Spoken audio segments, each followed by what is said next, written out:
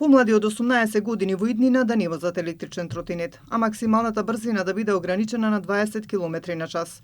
Ова се предлог измените на Законот за безбедност во сообраќајот кој пратениците ќе го разгледуваат по скратена постапка. Дополнително е планирано да се заоструваат и прекршоците. Покрај глобата ќе се одземаат и електричниот тротинет, мопедот или мотоциклот на лица под дејство на алкохол. Се врши суштинска интервенција во однос на дозволената брзина на движење на лесните возила, електрични возила, односно се предвидува максимална брзина до 20 км на час, согласно препораките на Европската Унија во делот на регулирање на сообраќајот на овој тип на возила. Мицевски вели дека се свесни за ригорозноста на законот, но целта е да се заштитат младите од несреќите со тротинетите.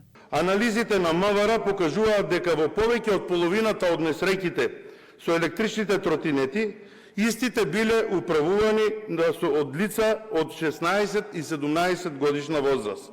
Од 2024 до 2026 година се случиле 2352 сообраќајки во кои учествувале мопеди, мотоциклисти и електрични тротинети.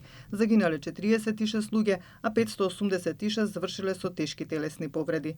Инаку МВР овој месец проведува засилени контроли за возачи на мотоцикли, мопеди и електрични тротинети со цел зголемување на безбедноста во сообраќајот и намалување на сообраќајните незгоди.